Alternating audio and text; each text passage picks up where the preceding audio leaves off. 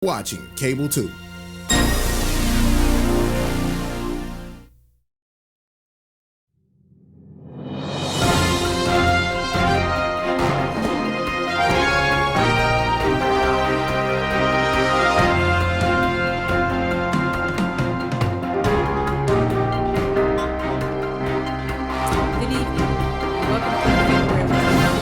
Salem Forsyth County Board of Education meeting. I'm Shay Woodbury, the board chair, and I appreciate your attendance this evening. And I also say good evening to our viewers on Cable 2.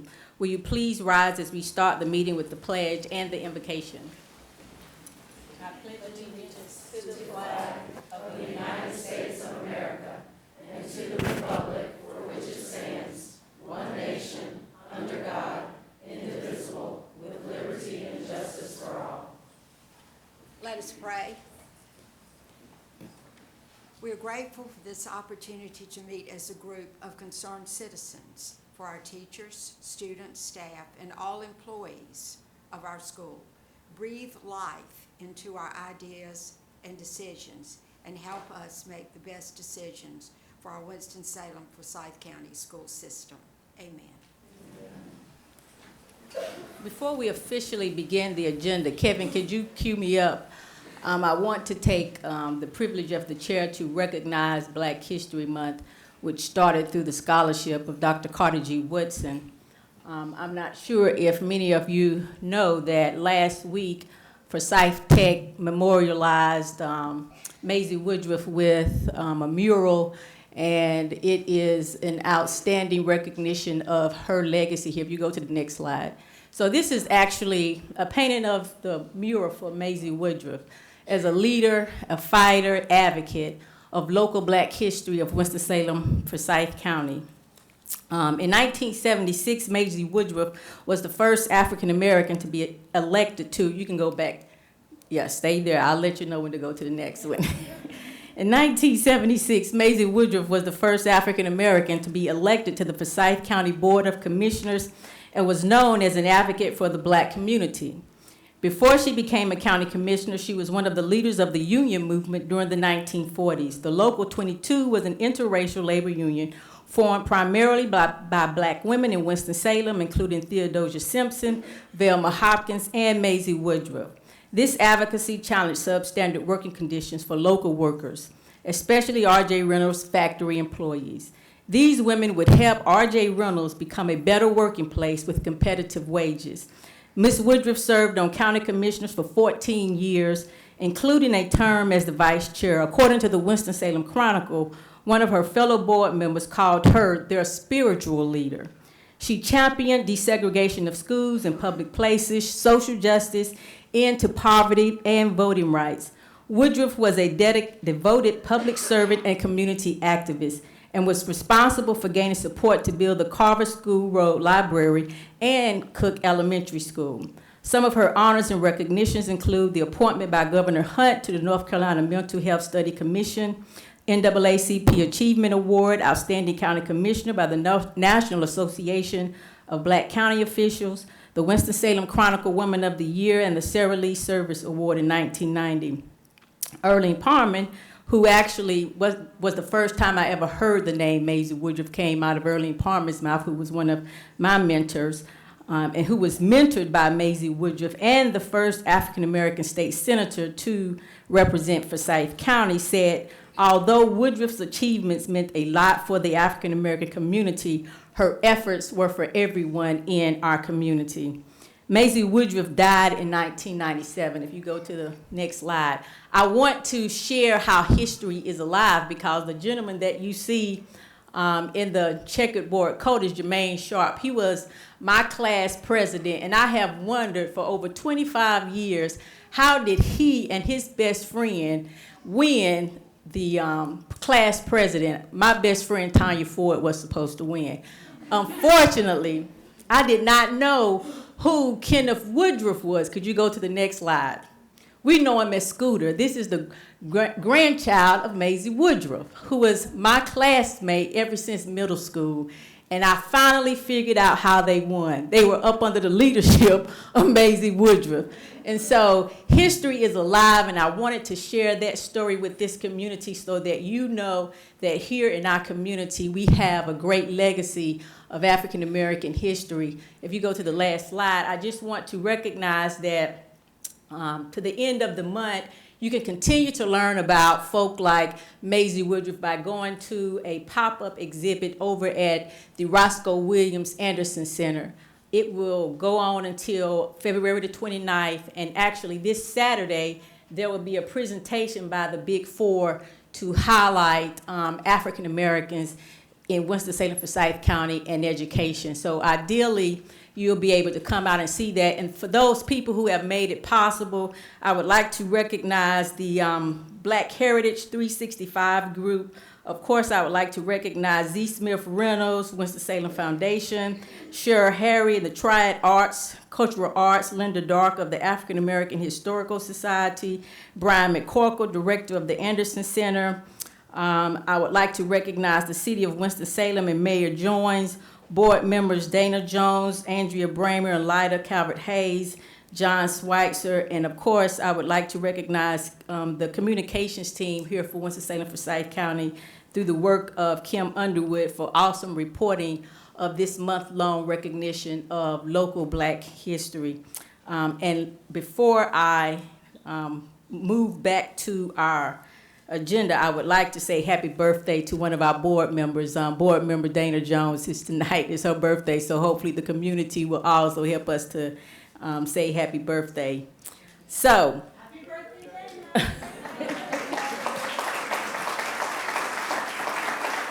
she was born in a key month. So, back to the business at hand. The first item is the approval of the agenda. Is there a motion? Move approval. Any questions or discussions? All in favor? Any opposed? Motion carries. The next item is special recognitions. First, we'll have the Isaac Eduardo Redfern, young author of Isaac's Adventures, with Karen Meyer, Director of Media Services.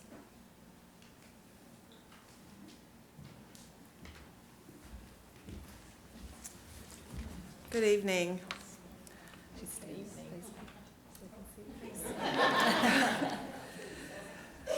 So my name is Karen Meyer. I'm the Director of Library Media Services. It is my pleasure this evening to recognize Isaac Redfern. Isaac is a 6th grade student at Downtown School.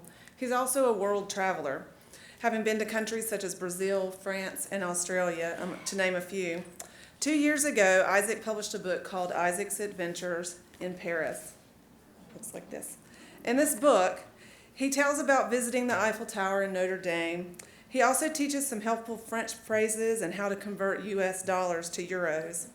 We are recognizing Isaac tonight, not only for his success in publishing this book, but also in his generosity in donating copies to the elementary schools in our district. I know that students across our district will benefit from the window into another culture through the eyes of a local student. Isaac tells me that he's currently working on a book about his adventures in Brazil. I cannot wait to read this book. Thank you, Isaac, for writing this book and sharing your adventure with us. And here's your certificate.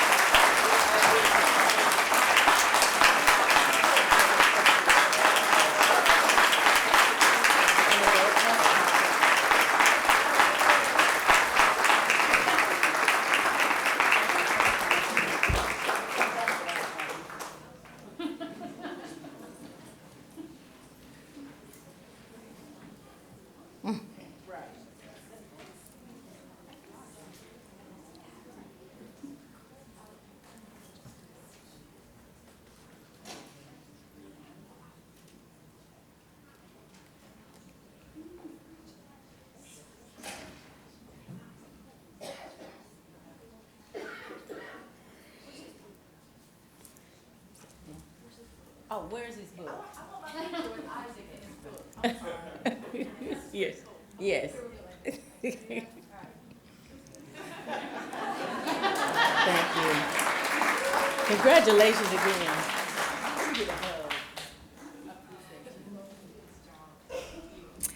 Next, we will have the National Board Certified Teacher Recognition with Javelin Bonner Reed and Deborah Troxel.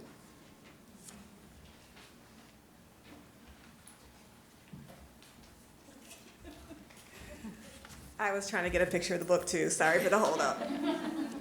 So I just really want to thank all the teachers that are here for their hard work in getting National Board certified.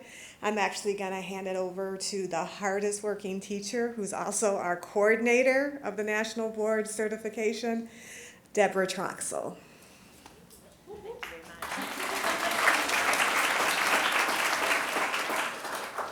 Thank you to Superintendent Harrison, the school board, and guests for taking a few moments to honor the 57 newly certified and renewed National Board Certified teachers. These teachers have submitted a portfolio of work in which they analyze their instruction and student work to prove their impact on student learning. These really are the best we have to offer in the school system. First, we will recognize the newly certified NBCTs. Please stand when I call your name. Angela Adams, Ann Garris, Catherine Howard, Robin Myers, Stephanie Prevette, and Cheryl Whitaker. Thank you.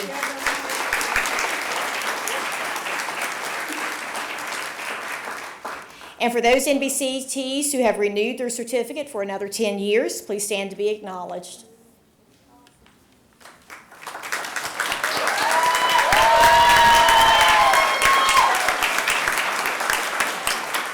And we also need to recognize their families who have suffered through this with them. So thank you very much. Thank you.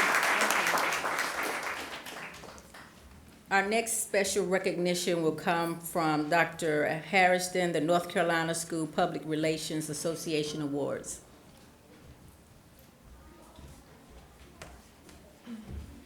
Thank you, Chairman Woodbury and members of the board. The North Carolina School Public Relations Association Blue Ribbon Awards recognize effective and outstanding school communication and public relations efforts. These awards are the highest honor a school district can receive from the organization and are represented in 8 different categories. The School Public Relations Association serves as, in fact, the Georgia Public Relations Association serves as judges for North Carolina. With 23 awards this year, our communications team was the most awarded team in North Carolina. 23 is a record for our district, and we are so proud of them.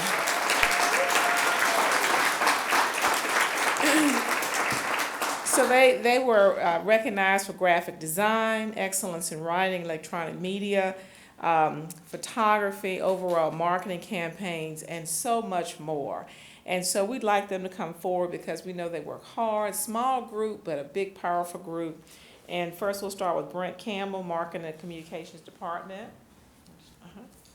And Chair Woodbury will shake your hand and ask you to come forward. Kim Underwood, our Marketing and Communications Department, our writer, he was just recognized. If you have to do the same thing, walk and shake all the, you have to do that. Evan Harold, who works with our, he works mostly with our social media.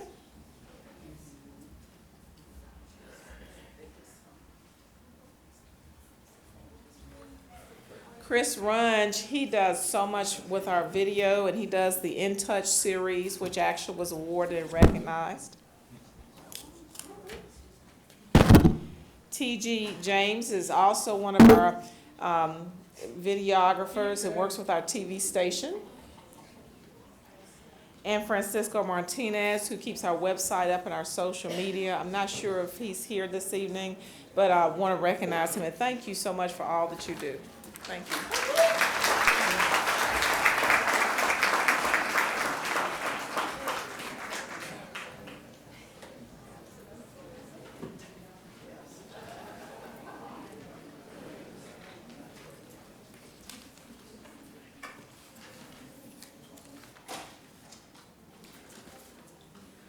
The next agenda item is public comments on agenda items. At this time, we will hear public comments on agenda items only. Please know we reserve this time to hear comments that specifically highlight tonight's agenda, either for action or discussion. Direct your comments to me as the chair, and know that while we are not able to respond, I may direct you to a staff member that can answer a question when appropriate. We do ask that you be respectful and kind, and know we cannot talk about sensitive and private student or personnel information in this public setting. While we hope it doesn't, should the comments become contentious, I have the right to end the public comment section. Please know that you will have only 3 minutes to make your comments. The first person we have is Bob Fiekelman of the Pre-K Priority.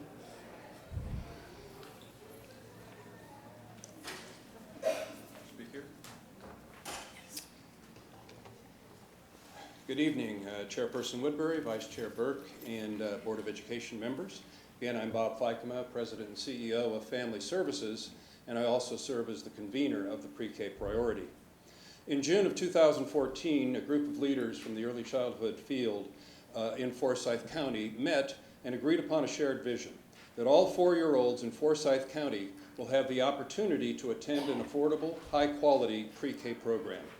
These individuals embarked on a planning, research, and development process that would involve 60 participants from 20 organizations, with staff from the Winston-Salem Forsyth County schools playing very prominent roles.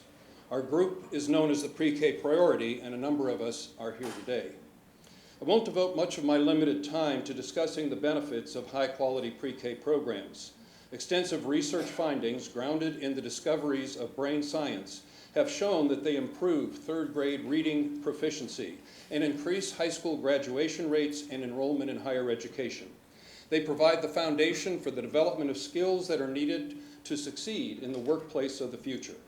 But perhaps the best evidence concerning the impact of high-quality pre-K programs comes from the testimony of kindergarten teachers who say that on the first day of class, they can tell which students have attended pre-K and which have not. The recommendations of the Pre-K Priority are based on the research and the deep knowledge and firsthand experience of our members. The proposal we have submitted to the county commissioners just this month is based on the 3 pillars of effective pre-K programs: adhering to and enhancing nationally recognized standards and best practices, employing credentialed, competent, caring, and well-compensated teachers, and providing parents with a choice of settings, whether in our schools, in private community child care centers, or at Head Start. These 3 pillars of cost-effective pre-K programs have been corroborated by Foresight Futures, which conducted a comprehensive feasibility study of the pre-K landscape in Forsyth County. It has just been released. Their foremost finding is something that the 900 parents who were surveyed and child care professionals and providers agree upon, that quality is the critical component. That's why the proposal we submitted to the county commissioners emphasizes improving the quality of existing programs along with a modest increase in new capacity. For our pre-K system to deliver, for families, children, educators, employers, and taxpayers, it must be of the highest quality. That's why our goal is to establish the foundation for a high-quality pre-K system in Forsyth County. I have a card for you that lists the links on the Pre-K Priority website to our report, the feasibility study, and a video that offers the perspective of parents and several members of the Pre-K Priority, some of whom are here present today. So this is a critical juncture for our community. To have the support of the Board of Education of the efforts of the Pre-K Priority would be an important message to our community about the importance of high-quality pre-K for the health, development, and education of our youngest children and the future vitality of our community. Thank you for your consideration. Next, we have Callie Blanco.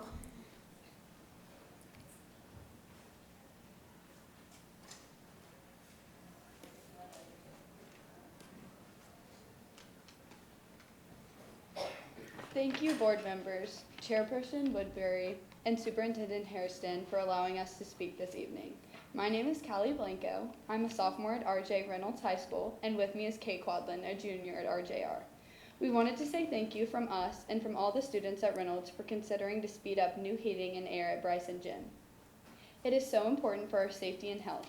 Did you know that Reynolds cannot even hold a pep rally in our own gym for fear of heat health events during warm months?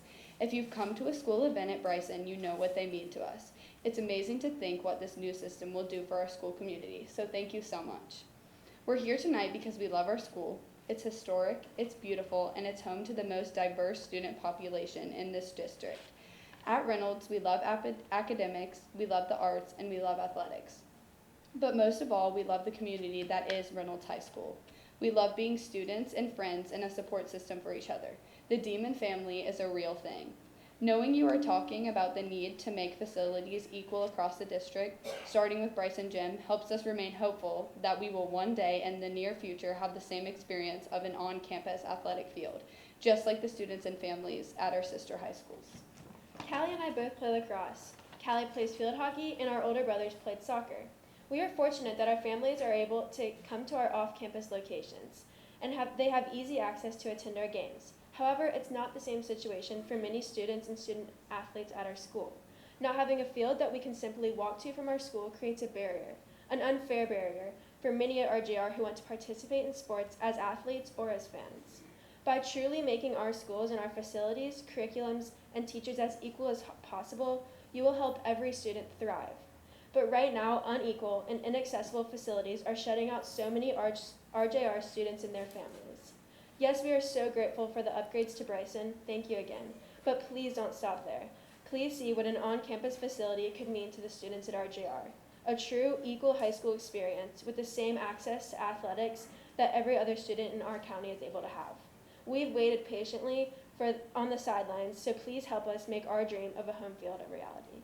Thank you. Thank you so much. We are very proud of you all coming. It's so brave to come and speak before adults, and so we recognize your bravery and we respect you as students, and we're very proud of you as students and advocates for other students in Winston-Salem Forsyth County Schools. So thank you for coming out tonight and sharing your views about what's going on at your school. Thank you so much. Next, we have Mr. Alan Daniel.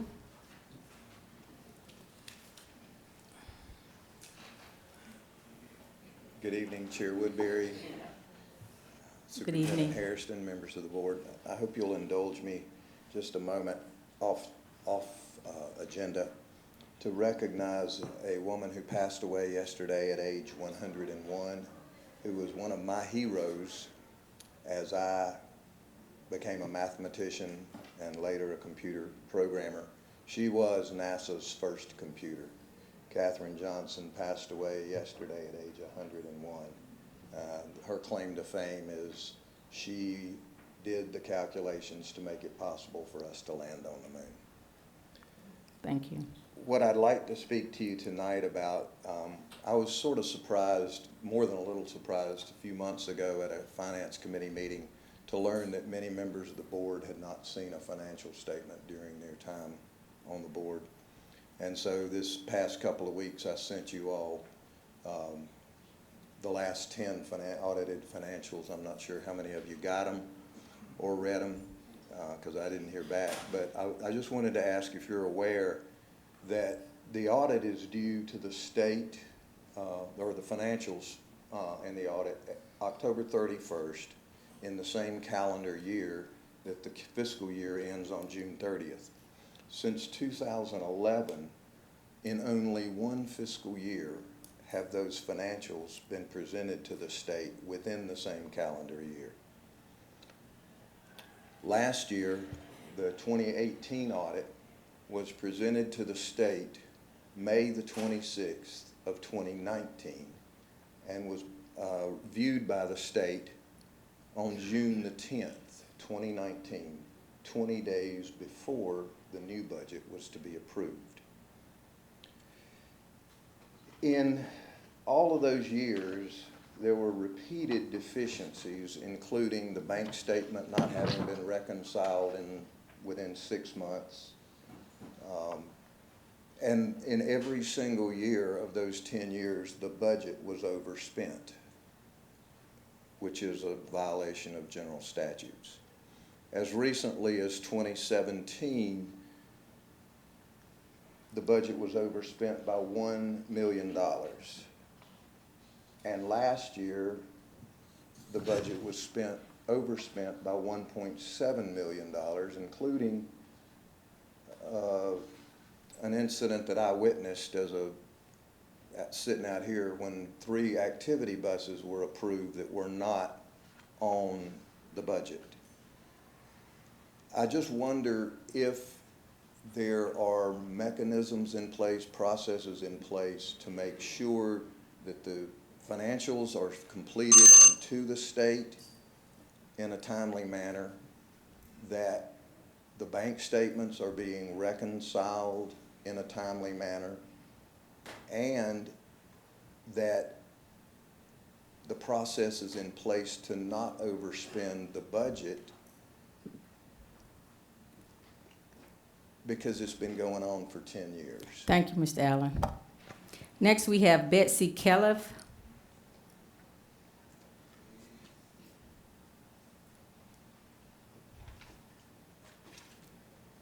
Good evening. Good evening.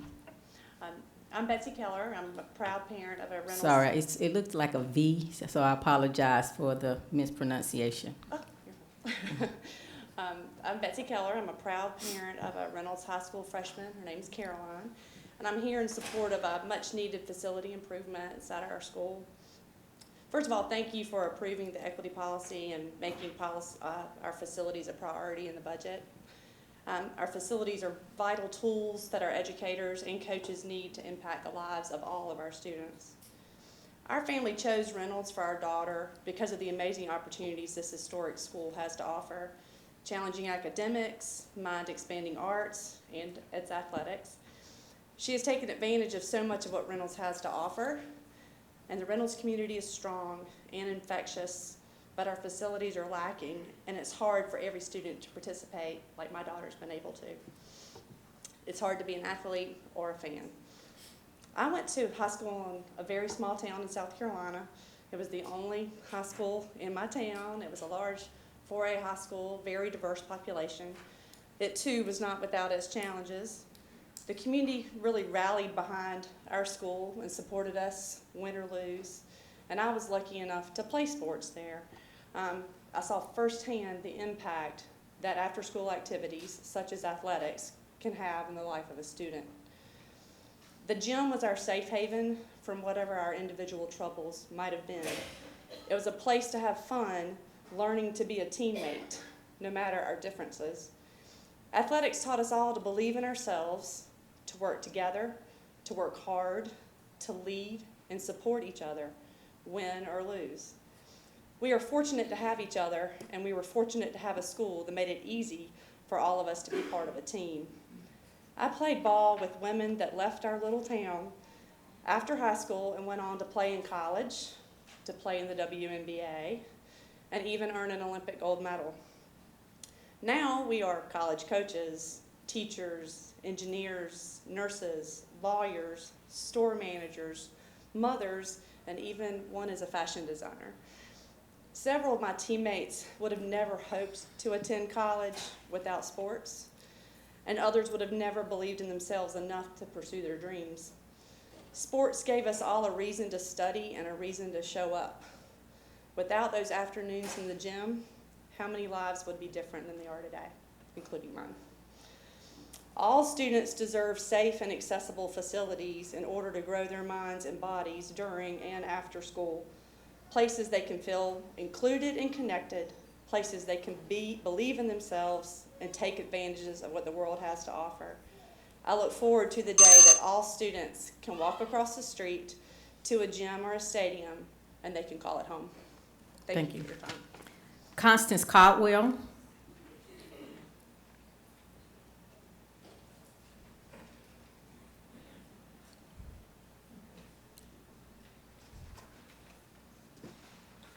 Good evening, Chair. Good evening.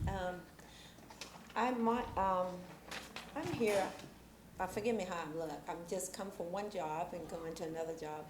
I'm here to, for the classified budget. have y'all considered us as part of an increase? Because I feel like we work really hard in the school system, and that I know that I'm here to stand for, because I am a classified teacher, and I work in EC, and I work in a school where there is hardworking teachers there, and it's classified as well. And I feel like we deserve a budget. We deserve a raise as well, a salary as well. And I feel like there's a vote for it. And so I'm standing here on consideration to think about how hard we work, because I feel like in a classroom with all EC kids, and if you didn't have an EC, you didn't have a teacher's assistant there, I think the class will go crazy. You know, kids are bouncing off. So we're very valuable to our job, and we're very important. So I just wanted you to think about considering us as what we do, and that we could consider as part, even though we might not be a teacher licensed, but we are important as well, and that we should have a salary or a raise as well. Okay? Thank you. Thank you. Next, we have Grant Johnson.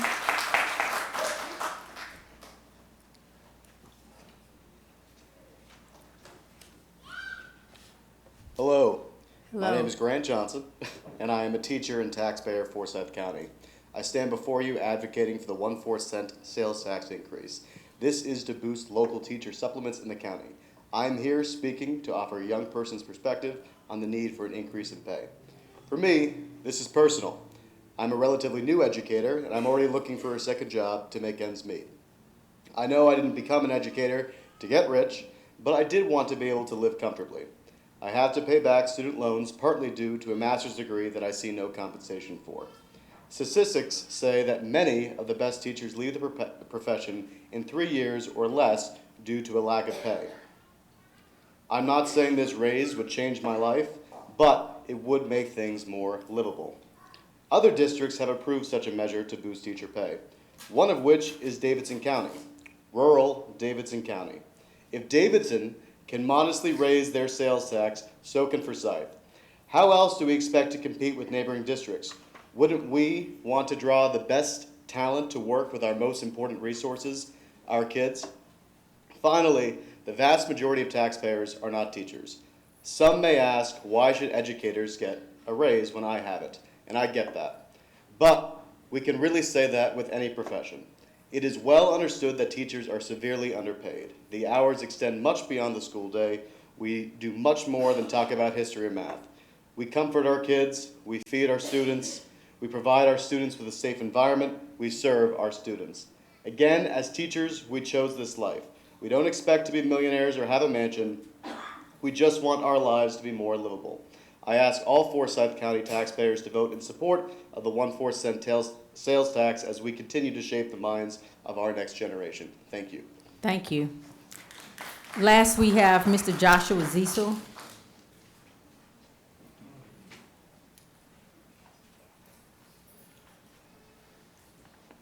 Good evening, Chair Woodbury, board members, Dr. Hairston. Good evening. My name is Joshua Ziesel, and tonight my first comments, I'm speaking on behalf of Action for Equity, which I'm a board member of. I just wanted to thank you for all of the work that you all put into crafting the mission statement, vision statement, and the strategic goals. I've been very impressed reading over the goals that you all have come up with, and Action for Equity is very excited to have a very concrete plan that we're working toward to help guide the work that we're doing. So thank you, Dr. Hairston, for leading the charge on that and for crafting such a inspiring statement. I was also wanted to just speak to the district leadership team members that you organized for each goal area, and I was really excited just to see such a broad cross-section of the city and the community, really a variety of perspectives. Just even reading some of the names, I was really impressed that it's not just a bunch of people who are going to have the same opinion, but that you're really bringing in a diverse group of people who have different ideas, and I think that that's really going to lead to a lot of rich discussion and make sure that we're all moving forward in a way that can really bring a lot of consensus to the community. So I wanted to just applaud you for that as well. And then also give a shout out to Dr. Mills, Dr. Roseborough, and Ms. McMillian, who seem to be doing double duty on a couple of those committees. So thank you for all of your hard work. The last thing I wanted to speak to is I know that you're going to be hopefully going over the same information, Dr. Hairston, that you presented on 2 weeks ago with the working group, but I just wanted to, this is me speaking personally, I was really impressed with the way that you spoke to the quarter-cent sales tax and gave some really helpful talking points. I've actually used some of those talking points in convincing some of my network of influence to vote for the sales tax, because I think we can all agree it's worded really poorly on the ballot and not very helpful. So I really appreciated having some talking points to be able to explain contextually why this is really helping us meet some of the other counties in the community and just giving us an equal advantage in terms of being able to compete for the best teachers.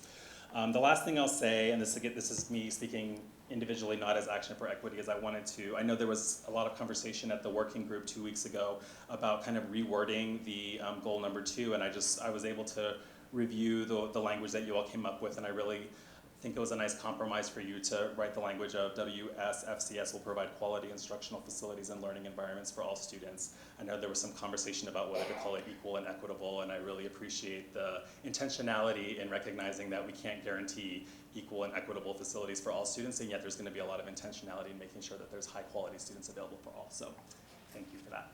Thank you.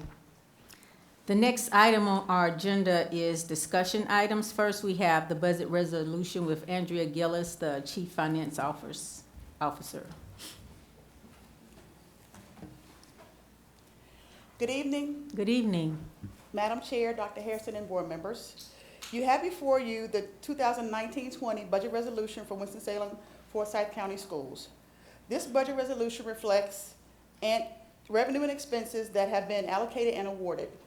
We brought forward a preliminary budget in April with estimates for local, state, other revenues, other restricted revenues, capital outlay, and child nutrition funds. This budget reflects what was actually received and now includes our federal allotments. Scroll down here. You have it in front of you. I don't want to scroll down because it's like 7 pages, but the totals by fund are local expense funds, $128.7 million, state funds, $352 million, federal funds, $35.6 million, capital outlay funds, $15.7 million, other restricted funds were $10.9 million, child nutrition funds were $28.3 million, for a grand total of $571.3 million. Thank you. Are there any questions for the board? I'm sorry. Yeah, sorry. Are there any questions for the board members? We had a very robust work session that we've sort of gotten down a little deeper than where we are right now, but that's the beauty of our work session, so that we come prepared to ask as little questions as possible during the board meeting, during our regular board meeting. So, but still, we have the opportunity to ask questions of any of the staff members. So, I don't think there are any. I think we got them all at the work session. Thank you. Thank you. Next, we have the budget priority by Dr. Sam Mills, Chief of Staff. Good evening, board members, Chair Woodbury, Dr. Hairston. Happy birthday, Dana. I'll be very brief. So at the work session a couple weeks ago, we had collected feedback from you all in a survey format on what your budget priorities were. We talked through in the Finance Committee what those budget priorities were, and the Finance Committee voted to approve one budget priority. We still have some work to do moving forward on other budget priorities that we'll take on in the next couple weeks. But the budget priority that had a lot of enthusiasm behind it and support was pay raise for classified employees. I think that we had pretty good conversation at the work session, that there was unanimous support for this. And what we've done is as we work through our strategic planning process, we have identified where the priorities align to our district strategic plan goals. And so goal 4 would be to recruit, retain high qualified employees. And obviously we need a robust workforce in our classified staff, and paying them what they're worth is a priority that you have identified. And so when it gets to an action item later on the agenda, we hope that you support it. Are there any questions or comments? Thank you. Thank you. Next, we have the quarter-cent sales tax by Dr. Hairston, the superintendent.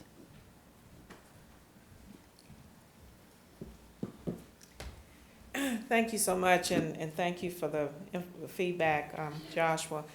So over the past month or so, my role as superintendent has been to share information with as many employees and community members as possible, because again, sharing information is again our role, and so people understand where dollars go and purpose of different actions here. So the quarter penny sales tax for teacher supplements, it is for teacher supplement increase. I don't have a clicker, so I'll rely on Kevin to click back there. And this here is the average teacher supplement, which many of you have seen before, that Wake County pays a supplement of $8,720. And primarily, we all know that teachers have a standard rate of pay across the state. The supplement is the variation by county, and you can see there where we fall. There's an estimated $13 million in the first year, with an increase of $14.3 million by 2025. And this is where I always get the question about where does this go? And of course, the commitment here is to teacher supplements. Dedicated to increasing, again, teacher supplements to the tune of $2,000 to $3,000, depending on the the amount of money collected. And again, I get a question about what about the classified staff, and it was important for the Board of Education to articulate their commitment to classified staff raises through other means. Okay. What's exempt is gasoline, unprepared foods or groceries, prescription medications, and motor vehicle and home sales. And we have a comparison there, as was mentioned earlier. Davison and some other counties have taken on this charge of increasing sales tax. And again, Davison, Rockingham, and other places have committed to increasing sales tax to increase teacher supplements as well. And so when we look at this, we look at a quarter-cent sales tax that generates approximately $13 million versus a property tax. The county commissioners have committed to reducing the property tax by 1 cent if this does pass. That was a commitment made early last year. This is a combined tax rate, and what I'm told often by the commissioners is our assessment values are lower, hence we do have a higher rate. And why do we need this? The purpose of this is to really address teacher supplements, because we know we have one of the lowest in the major cities. We have approximately 15% of our teachers leaving, not all pay related, but we know that a lot of it is pay related. As soon as I fill one position, I've got another one going out the door right next door. And currently we have, and this is old information here, we probably have about this many positions available, but we've been able to reduce that by placing some district office staff into school-based positions. I think we did that last month. We asked some folks from the county office to go out and fill some teaching positions, and that has been very successful. And so why do we have to share information? We share information because the ballot doesn't read quarter penny sales tax for teacher supplements. It reads quite differently by law. And we share information so our voters can make a good decision. I don't encourage you to vote one way or the other. I just share information.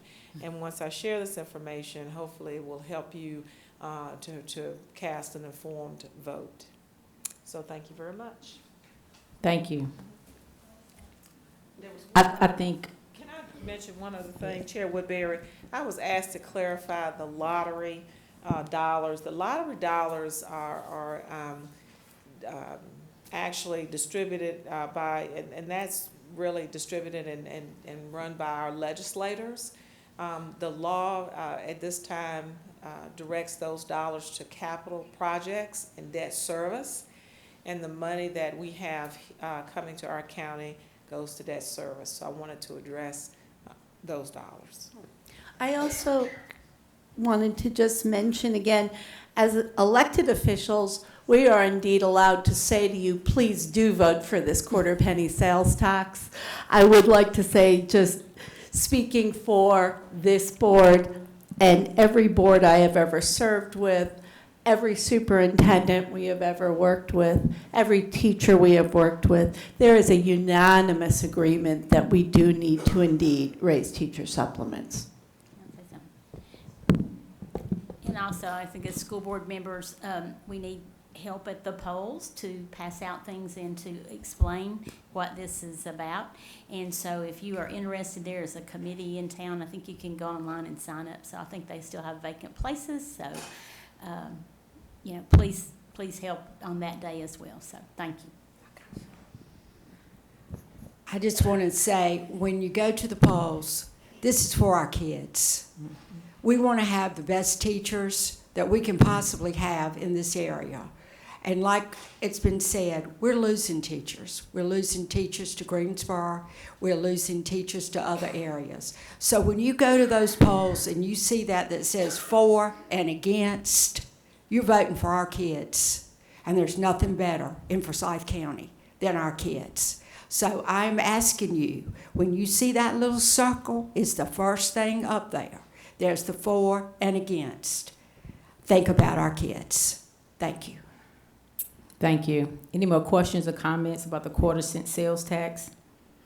The next discussion item we have is the spending plan for the state grant funding for safety and security with Mr. Jonathan Wilson, our Director of Security. Good evening, Chair Woodbury, Dr. Harrison, the board. I want to be real brief here just to let you know that we don't get a whole lot of opportunities to get free money, and so we had an opportunity in October to request some money with a grant through the North Carolina School Safety Grant for school safety equipment. We try to predict 3 projects that we could complete with the amount of money that we were allowed to ask for. So we actually asked for $356,000 for 3 projects and received $300,000 on December the 12th.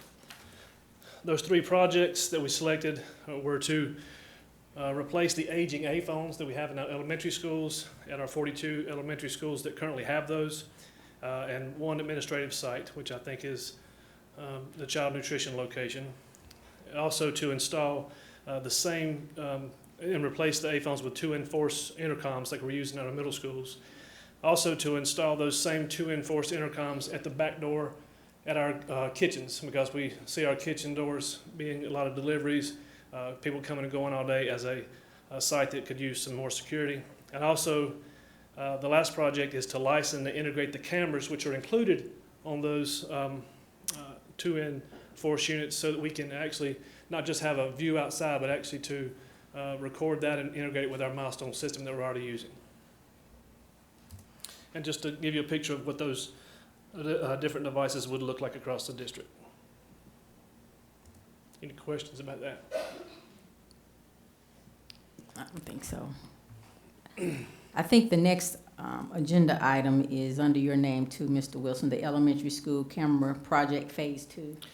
It is. So the as part of the 2016 bond, there were basically 2 parts that was part of the security aspect of that. One was to install middle school access control, which we completed early last year, and then to upgrade the camera systems across the district in elementary, middle, and high school to bring each district, to bring each school level up to a certain standard.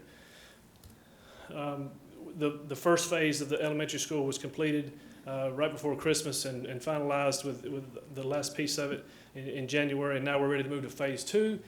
There's 11 remaining elementary schools. There's a little more deep work within that as far as wiring and things like that is concerned. We put that project out for bid, and KNC Technologies came in as the low bid. KNC has done work for us in the past and has done really good work, so I'd recommend that we move forward with that. And then the schedule, if it's approved, shows that we'll start next week in March and complete the installation in each school by the end of March. Any questions? Thank you. Thank you. Our next discussion item is the request to advance the scheduled installation of the ERV HVAC systems for Reynolds, Carver, Parkland, and North Forsyth High Schools competition gyms by Lauren Richards, Chief Operating Officer. Good evening, Chairmember Woodbury, members of the board, Dr. Hairston. Scheduled this summer as part of the 2/3 Capital Bonds 10-year plan is the installation of the ERV and HVAC system for Carver High School and North Forsyth High School.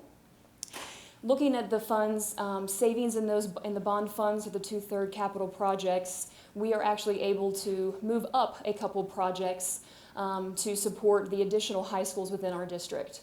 So with savings in the 2/3 capital funds, and then also using inflationary dollars, we can actually move up the installation of the ERV and HVAC system for Parkland High School and for R.J. Reynolds High School, and that will actually complete all of our standard high schools across the district having those systems available for the safety of our students. Do you have any questions for me this evening? Thank you. Thank you. Next, we have the Project Impact Pathways updates by Ms. Kelly Benham, the Executive Director of Project Impact. Good evening, Chair Good evening. Woodbury, Dr. Hairston, and board members. In January, the Project Impact Board awarded the school system 2 grants that support our 2 summer programs, Pathway to K for our rising kindergarten students and Pathway to 1 for our students going into 1st grade. While there are several goals for those 2 programs, the ultimate goal for the Pathway to K program is to provide a smooth transition for our students going into kindergarten, students both who have had pre-K experience and those without pre-K experience. We also put a heavy focus on phonemic awareness, which is an essential early literacy skill. The other goals for Pathway to 1 are similar. Again, we're having a heavy focus on that high leverage early literacy skill of phonemic awareness. As you can see, our attendance has increased each year, and Pathway this past year more than doubled from the previous years. On the screen on the left, you'll see our Pathway to K data. When we look at that data, the bar on the left is at the beginning of the summer season, and the bar on the left shows the post data from the end of the season. We had more than double-digit growth in every single area in those 3 skills for Pathway to K, looking at book orientation, object counting, and emotional literacy. Over to the right, highlighted in blue, you'll see the data from Pathway to 1, which focused on, again, early phonemic awareness skills, and the assessment we used yielded a really high effect size of 1.1. As we look forward to this summer, using this grant money, we're going to be able to actually increase the number of students that we're going to be able to serve. So this summer, we'll be serving hopefully 300 students in each program. We'll increase our number of teachers. We're increasing our number of sites. And you'll also notice one difference from 2019 is that we are asking for site leads for each of our summer sites this year. Last year, we added transportation for Pathway to K, and with the addition of that transportation for 4-year-olds and early 5-year-olds who have not, a lot of them, been on buses before, Pathway Programs needs their own site lead to handle those transportation needs and make sure parents and families get questions answered quickly. And at the bottom there, you'll notice our sites for the summer program this summer. Any questions? Thank you. Great, thank you. Next, we have the summer programming retesting with Indy Kraft, our Chief Accountability Officer.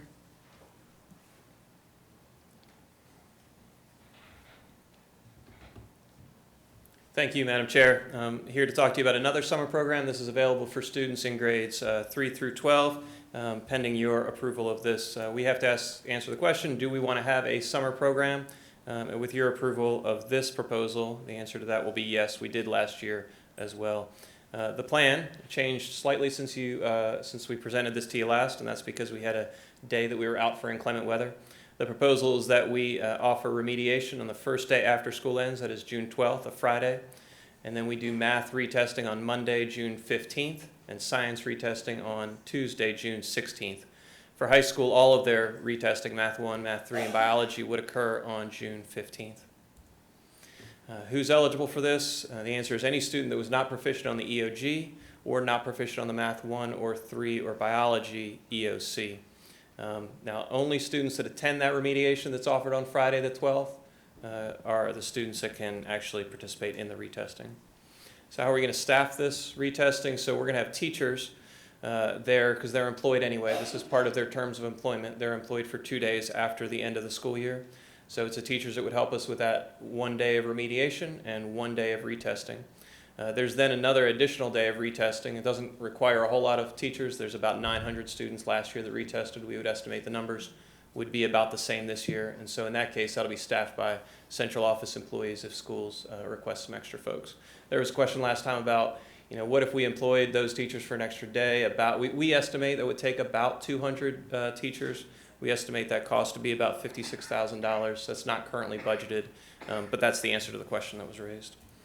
Will transportation, child nutrition be provided for this? The answer is yes. All normal bus routes will be run and child nutrition will be provided. And finally, what's the schedule? The answer is same as an early release day. Students will be dismissed 2 hours early. Okay, that's all we have. Any questions? Has there been an effort to try to locate that 56,000 so that teachers still have that work day? The 2 days that they're employed after school are work days where they would be dismantling their classroom, and if they're going to be asked to do remediation, is there a way to compensate the teachers? It seems like So the 56,000, was that for the science day? No, ma'am. So that's okay, that was for the other days, right? Right. So really, they're Right. working half a day on both of those days. Right. So we would reimburse them for 1 day if we were to do it for about 200 teachers. Right. So that's for. So because they're already paid on that day, they would agree to come back an additional day. So they would come back on the 15th or 16th. And if that's something you all would like to do at committee, we could add it to the agenda and you would vote on it. I just would like to see the teachers compensated, especially if we're asking them to do an additional duty and that takes away time from something else we're expecting them to do, and that's to break down their classroom. I think it's only fair that they're paid. Well, we'll bring it back, but Bangor said they would still have to come back another day to earn the money. They couldn't be paid for that. Correct. Right, okay. Correct. All right. So if they can get it all broken down before school ends, and they don't have to come back, that's great too. But I feel like if teachers are waiting till the end of school before they break down their classroom and then they're doing the remediation, that it's only fair that we pay them to come back and do what we expect of them. Thank you. The next item is the Pre-K Priority Resolution with Dr. Paula Grubbs, Director of Pre-K Programs.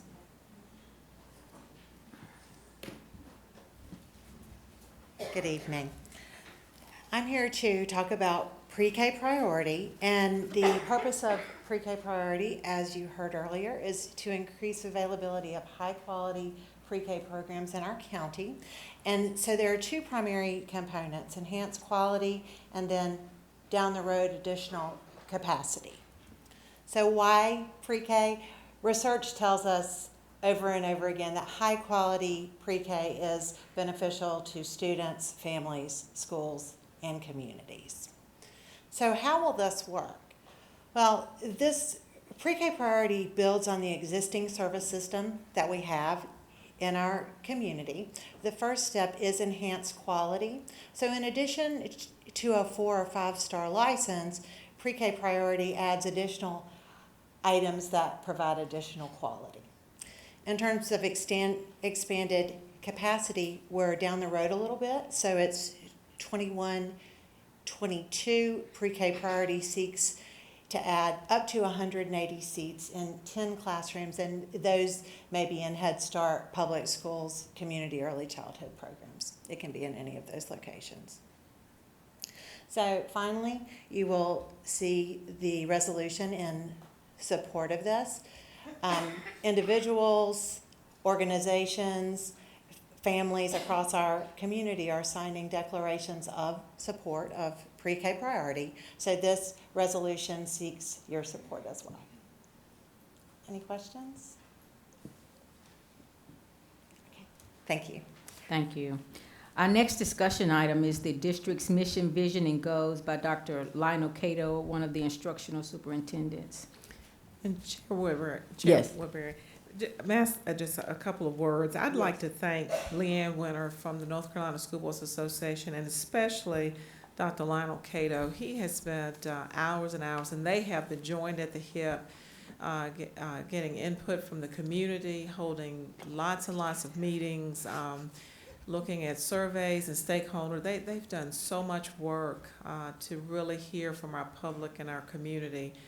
And we have, all of you participated, but we also have many, many people, and I'd like to ask them to stand. If you participated in the strategic planning work groups, if you'll stand for just a moment, just to see the number of people here this evening who participated and had feedback. And I just want to thank them all and you all as well as board members, because this has been a task that Dr. Cato did not know would be thrust upon him, but he received it well and has just done a great job. Well, thank you, Dr. Hairston, and good evening, ladies of the board. Welcome Ms. Winter back to our district. She's been a tremendous help as our facilitator for this process. And Dr. Hairston said everything that I was going to say at first, and so I'll let Ms. Winter come up and kind of give us a very, very brief history of how we got to this point, and then we'll go through our goals and ask for your approval. Good evening. Dr. Hairston did what I was getting ready to do as well. I was going to recognize everybody that participated because they really put in a huge amount of work. They have other jobs that they do on a full-time basis for you, and they really just, every time we asked them to clear their calendar, and they had to do a lot of work outside our meetings as well, and I really appreciate that. We began this journey on October 7th when we came up with the draft mission and vision. We held 6 sessions, 3 with staff and 3 with the public to get input on through the SWOT analysis. Did a online survey, one for both staff and one for the public. Brought that back and then got into the work of developing the goals and have continued to do the work on getting the strategies and action steps, which will change over time as you work through the next 5 years. I think it is really important that the process be inclusive this way. You will see a lot of folks who do strategic plans where their facilitator or person they contract with to help them will come in and essentially write their plan for them and say, hi, here's your plan, good luck, goodbye. I don't think that is a very effective way to do strategic planning. You don't want a strategic plan that's going to sit on the shelf. And I think you all have set yourselves up very well for the next 5 years to really use this and help it guide you in the future. Thank you. And so just to review very quickly, we came up with these mission and vision, which is on the screen.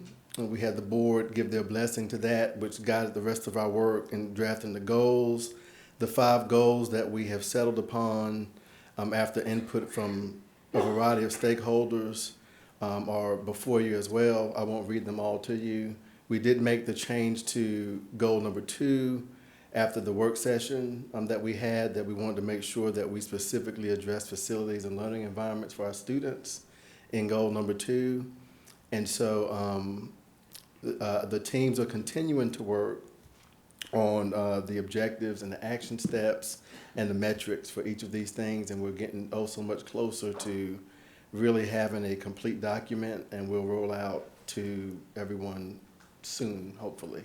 But we are right there, and so we ask that you approve these goals tonight. Thank you. Thank you. Next, we will have legal updates from Dion Jenkins, General Counsel.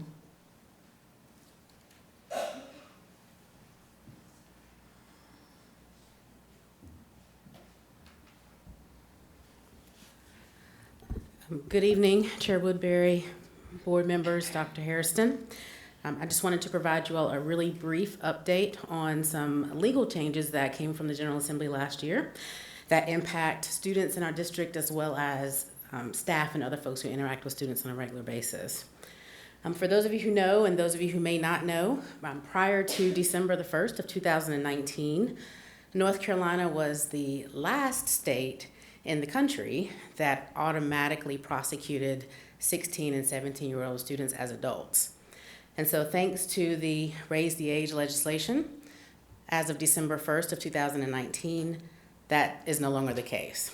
And so all students now all children between the ages of 6 and 17, assuming they do not have previous convictions for which they've been charged and convicted as an adult, will be prosecuted through the juvenile court system. So there's a whole host of benefits for young people to be able to go through the juvenile court system, including confidentiality and other things like that.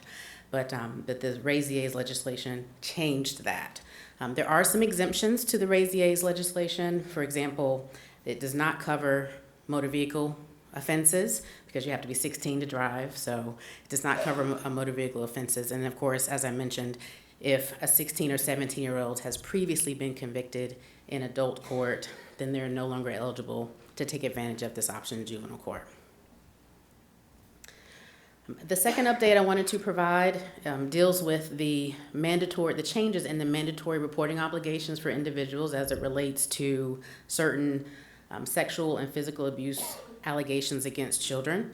This also went into effect in December of 2019, and this new law mandates law enforcement reports for allegations of child abuse, violent offenses, and sexual offenses against minors. And this is important, I think, for people to know because this doesn't just apply to school-based folks.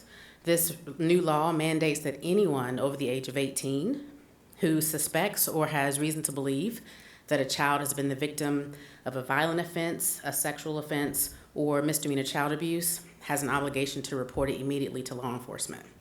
There also might be an obligation to report it to the Department of Social Services. There is this dual reporting obligation now, but it does make it a misdemeanor if you have information about a child being subject to one of these types of offenses and failing to report. So that's something that we've trained our principals on, we've trained our administrators. We'll be rolling out a more robust training program in the fall.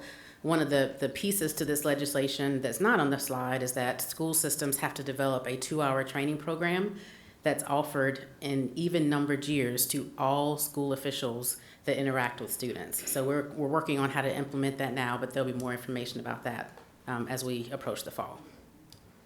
Ms. Jenkins, what's the age of a child? Under the age of 18. Anybody under the age of 18? Yes. Okay, thank you.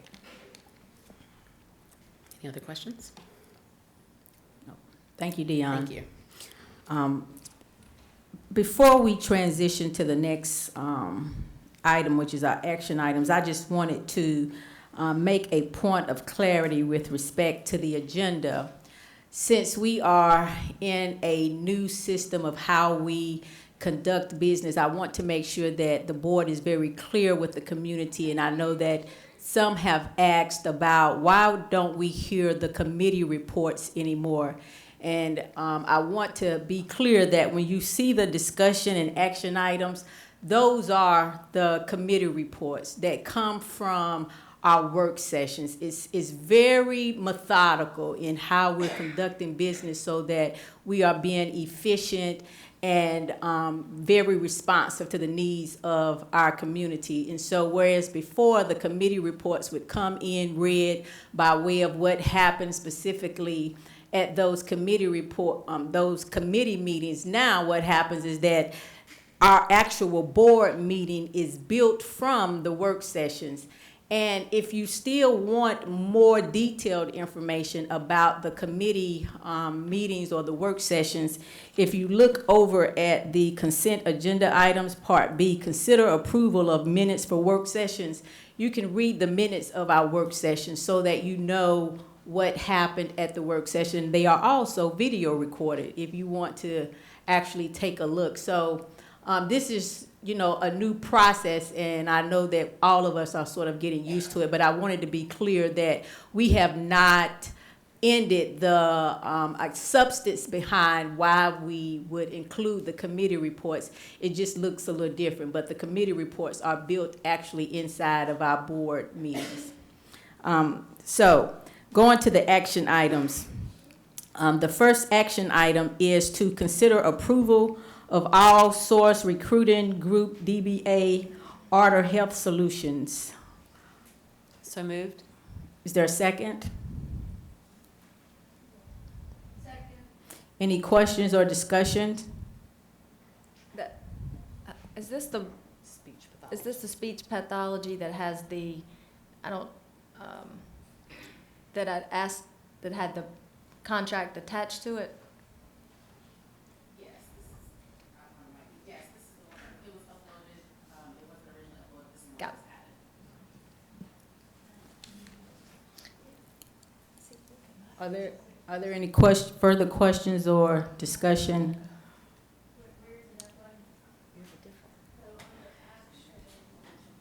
There's just a little confusion. Is my action items loaded or Don't not? match Just mine. don't match Leah's. Oh. So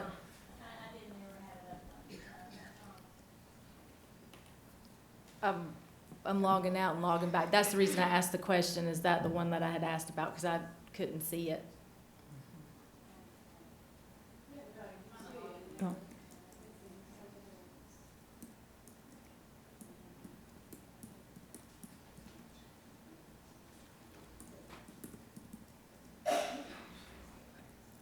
Were there any questions about, any of the board members didn't have access to reading the contract before tonight? I don't know.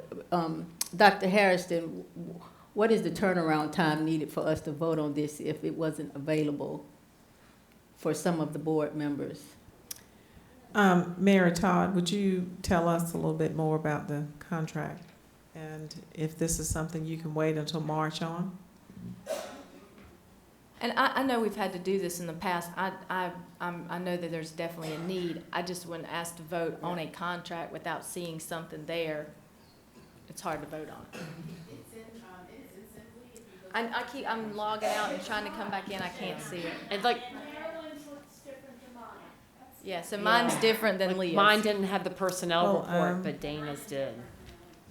So, Mary, do you want to tell us, because it wasn't uploaded by Friday, and I think she uploaded it Monday, so can you tell us a little bit about, can you wait till March, or do you need this now? We need it now. What we've done is a memorandum of agreements to come under a small amount because we're hoping that we find a speech pathologist to hire. So we're doing short contracts to make sure that students don't go unserved. So can you share the content of the contract? It's a memorandum of agreement. I have it here. Okay, just give an overview to the board who may not be near you.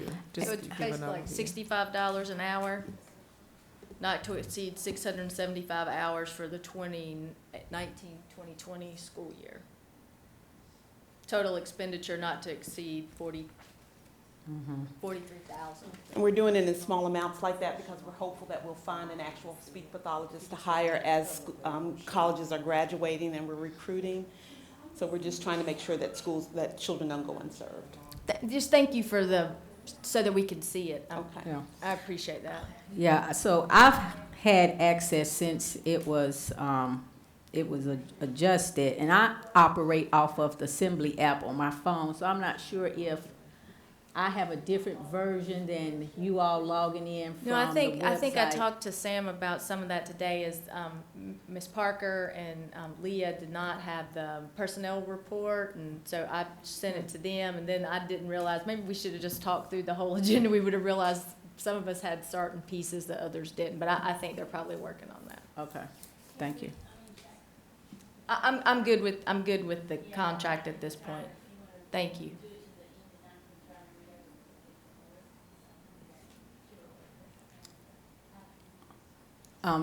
So I move we table the motion? No, I think they need it. I think it was clear we need this person, and so. So we $65 do- an hour. Did we have up a to- motion to approve in a second? I just didn't know if Marilyn needed more time. Right. So Marilyn is saying that she's fine because I think because we've sort of gone through this before with this company for this resource. All in favor? Any opposed? Okay, motion carries. The next item is to consider approval of education-based services. So moved. Any questions or discussion? All in favor? Any opposed? Motion carries. The next item is to consider approval of the budget resolution.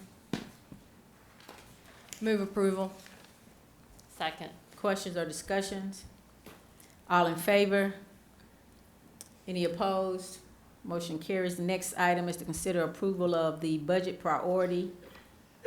So moved. Question or discussions? All in favor? Any opposed? Motion carries. The next item is to consider approval of the spending plan for the state grant funding for safety security. So moved. Second. Questions or discussion? All in favor? Any opposed? The next item is to consider approval of the elementary school camera project phase 2. Any questions or discussion? All in favor? Any opposed? The next item is to consider approval of the vinyl window replacements at Reynolds High School. So moved. Second. Any question or discussion? All in favor? Any opposed? The next item is to consider approval and authorization of the education lottery funds for debt service 2015 refunding. So moved. Second. Any questions or discussion? All in favor? Any opposed? Motion carries. The next item is to consider approval to advance the schedule of ERV HVAC systems for Reynolds, Carver, Parkland, and North Forsyth High School's competitive gyms. So moved. Second. Any question or discussion? All in favor? Any opposed? Motion carries. The next item is to consider approval of the disposition of surplus property. So moved. Second. Any questions or discussion? I'm just missing Lyda Calvert-Hayes' discussion, so all, with that, I'll still have to accept it as is. Well, I will be ready to sell anytime somebody shows me that. So just let me know. All in favor? Any opposed? Motion carries. Next is to consider approval of the project impact projects. Second. Question or discussion? All in favor? Any opposed? The next item is to consider approval of the summer programming retesting proposal. Move to approve. Questions or discussion? All in favor? Any opposed? Motion carries. The next action item is to consider approval of the pre-K priority resolution. Any question or discussion? This is a wonderful thing. I agree. I'm so glad we've graduated from K to 12 to pre-K to 12. You know, this is so essential. So it's our pleasure, I think. Any further question or discussion? All in favor? Any opposed? Motion carries. The next item is to consider approval of the district's mission, visions, and goals. Move to approve. Second. Any question or discussion? All in favor? Any opposed? Motion carries. The last item is to consider approval of the University of Virginia Empowering Leaders to Ignite System and School Change contract, which is the, is this the new project for our principals and assistant principals? Okay, I just wanted to make sure. I have one question about it. Yes. Is this just an extension to the contract that they've been under before? Have they been working with this prior to? No, this is new for all those principals at those 11 schools? Okay. Okay. Work, right. Any further questions or discussion? Is there a, I didn't see any cost on it. Yeah. What?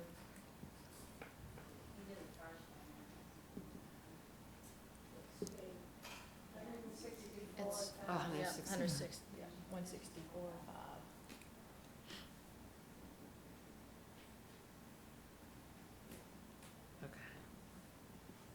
Is that 164.5, that's the total price, not a?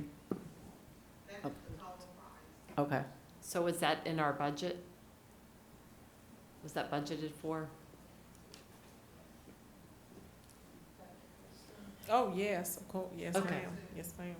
It's Title II, it's Okay. federal funds. Thank you. I'm sorry. Making notes. Any further question or discussion? Okay, all in favor? Any opposed? Did we have, I don't think we had a motion, Oh, Chair. sorry. Yeah. Okay, we've already, any further questions? Thank you. I think I was on the same page as the superintendent. I got lost in the moment a little bit. All in favor? Any opposed? All right. The next agenda item is the consent agenda items. Is there a motion to approve the personnel report? Move to approve. The consent agenda, the whole thing, right? The whole Yes, consent I'm sorry, agenda. the consent, for personnel, consider approval for minutes for the work session, February 11th, 2020. Consider approval for minutes for the school choice committee, January 29th, 2020. And then to consider approval of minutes for Board of Education meeting for January 28th. So moved? Any questions or discussion? All in favor? Any opposed? Okay, motion carries. There are a few announcements. Sam, did you all want to make these announcements? Is it something special that other than how they read, that we need to recognize?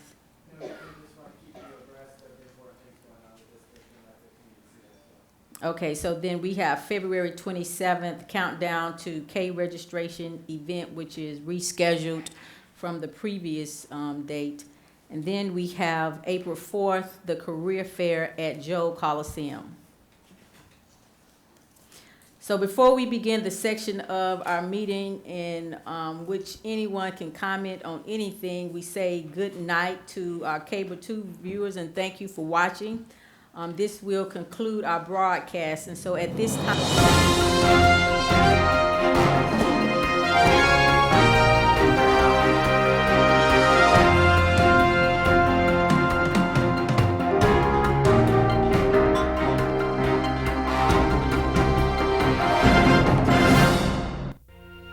Thank you for joining us on your school channel, Cable 2.